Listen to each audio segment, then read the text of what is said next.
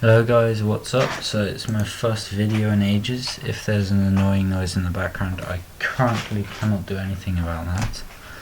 I need a new chair and, well, my laptop's kind of loud right now. But today I'm going to be talking a bit about, well, this is all the research that I've done on the T-34. None of this is like my own knowledge, because, well, I'm not that well experienced in the T-34, other than how it looks. So the Soviet T-34, it's a Soviet medium tank, and apparently it had a profound and lasting effect on the field of tank design, as can be seen by the T-43, the T-34-85, which all have similar chassis, well, hulls to the T-34. Those armour and armament were surpassed later in the war. It has often been credited as the most effective, efficient and influential tank design of the Second World War. As its introduction, the T-34 possessed an unprecedented combination of firepower, mobility, protection and ruggedness. 76.2mm 3-inch high-velocity tank gun provided a substantial increase in firepower over any of its contemporaries.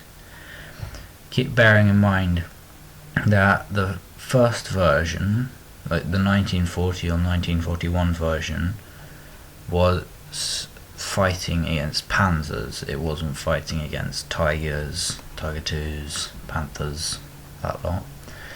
Its heavily sloped armour was difficult to penetrate by the most contemporary anti-tank weapons, such as the Panzerfaust, I believe.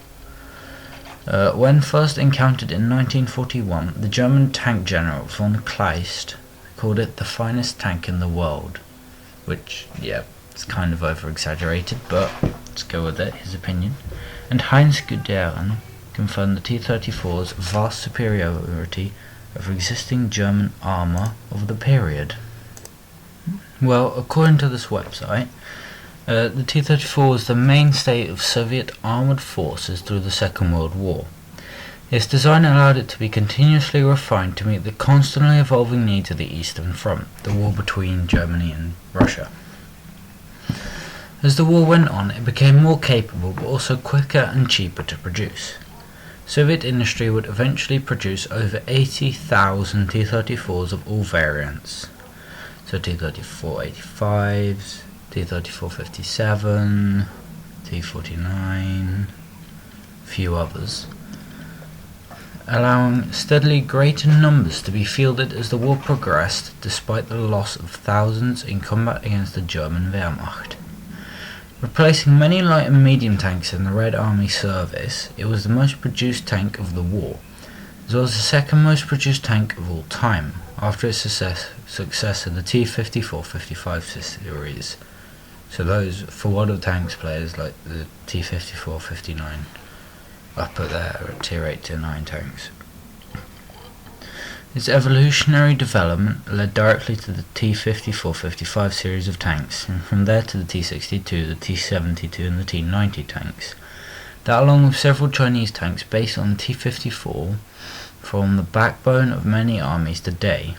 Widely exported following the war in 1996, T-34 variants were still in service in at least 27 countries.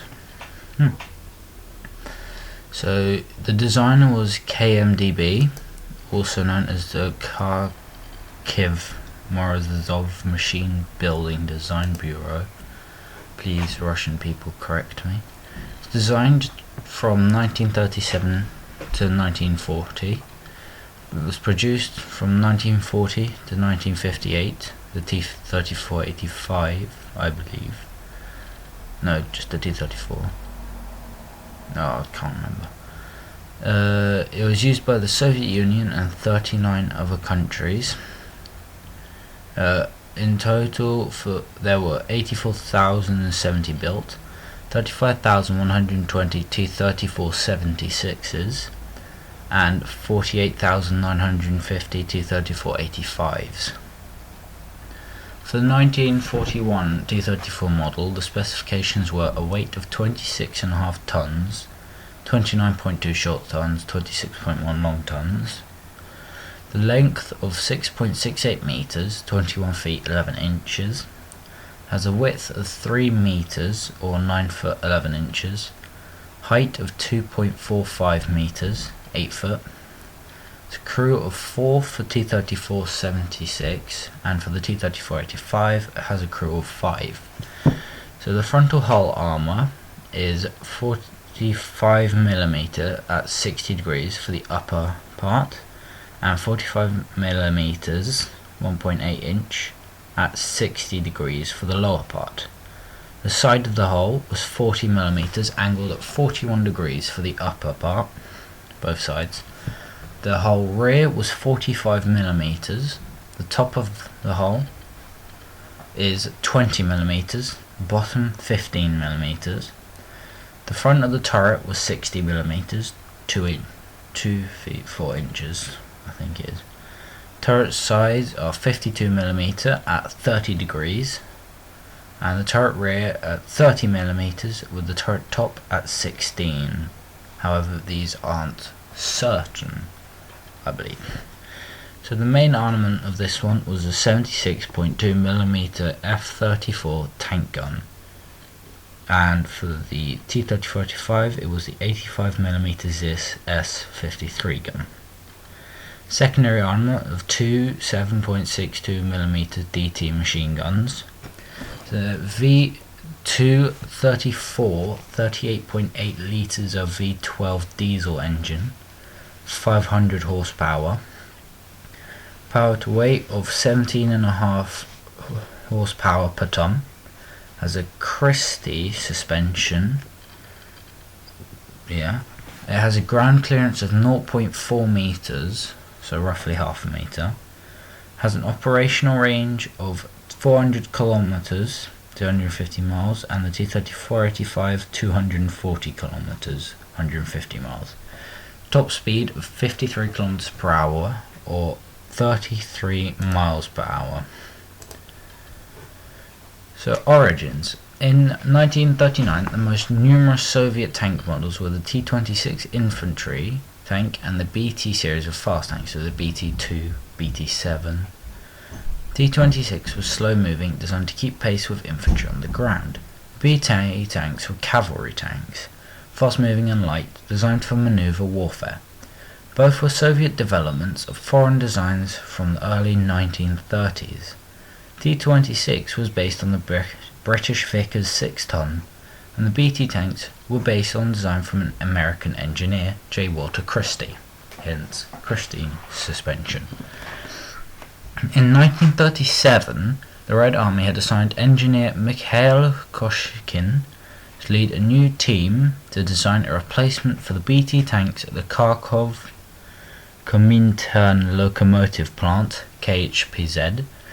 Prototype tank designated A-20, also known as the Tier 4 light tank, I believe it is, in World of Tanks, for the Russians, was specified with 20mm of armour, a 45 1.77 inch gun, and the new model V234 engine, using less flammable diesel fuel in the V12 configuration designed by Konstantin Shelpan, I believe it is.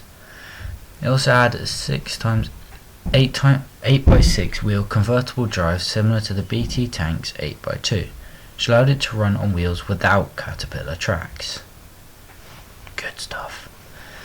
This feature greatly saved on maintenance and repair of the unreliable tank tracks of the early 1930s.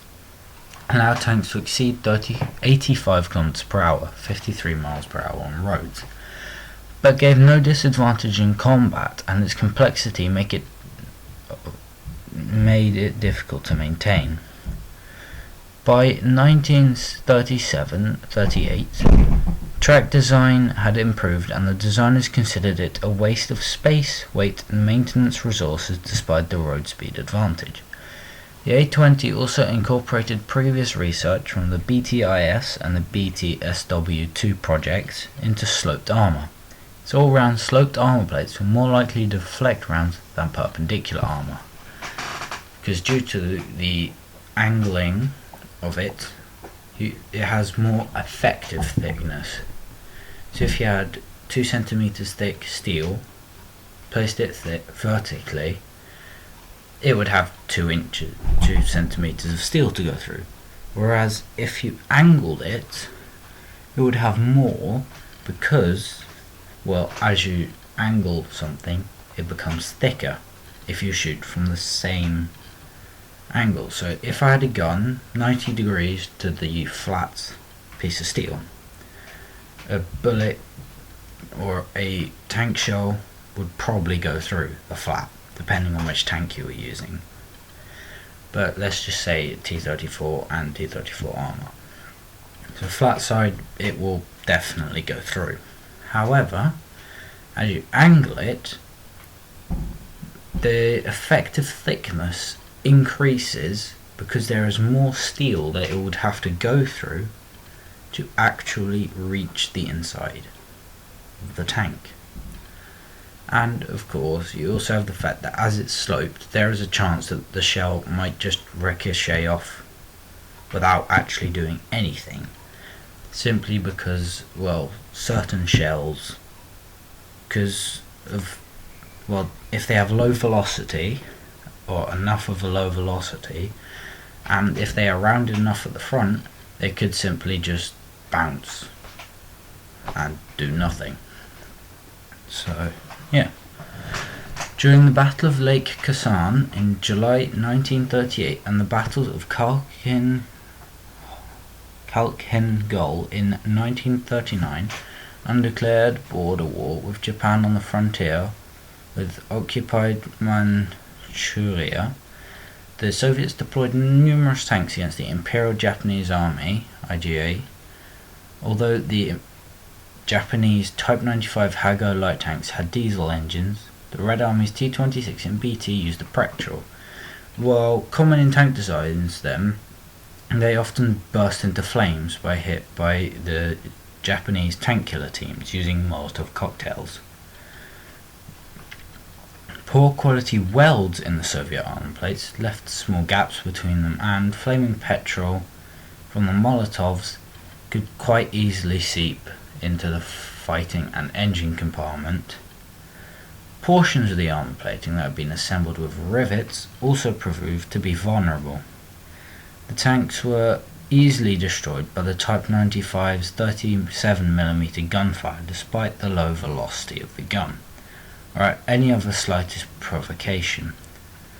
The use of riveted armor led to a problem called spalling, whereby the impact of enemy shells, even if they failed to disable a tank but killed a crew on their own, caused the rivets to break off and become projectiles inside the tank. So basically turns the armor into a fragmentation missile, or a fragmentation armor, which upon hit kills the crew, which is lovely. Not really. After these battles, Koshkin convinced Stalin to let him develop a second prototype, which had more heavily armed and armoured universal tank that reflected the lessons learned and could replace both of the tanks, the T-26 and BT. Koshkin named it the A-32 after its 32mm of frontal armour, had an L-10 76.2mm gun, and same model engine, diesel, the V234. Both of them were tested in field trials at Kubinka in 1939, with the heavier A-32 proving to be as mobile as the A-20. A still heavier version of the A-32, with the 45mm of frontal armour, wider tracks, and a newer L-11 76.2mm gun, was approved for production as the T-34 that we know. Koshkin chose the name after the year 1934, when he began to formulate his idea about the new tank, and to commemorate that year's decree expanding the armoured forces and appointing Sergei Ordzhonikidze, please kill me, to head tank production. I'm very sorry, Russians, but I cannot pronounce Russian names. Valuable lessons from Lake Kazan and Khalkhin Gol regarding armor protection, mobility, quality welding, and main guns were incorporated into the new tank. This represented a substantial improvement over the BT and 26 tanks in all 4 areas. Goshkin's team completed both prototype T-34s in January 1940. In April and May, they underwent 2,000 kilometers in a drive from Kharkov to Moscow for a demonstration for the Kremlin leaders, to the Mannerheim line in Finland, back to Kharkov via Minsk and Kiev. Some drivetrain shortcomings were identified and corrected. So, initial production. Political pressure came from conservative elements in the army to redirect resources into building the older T-26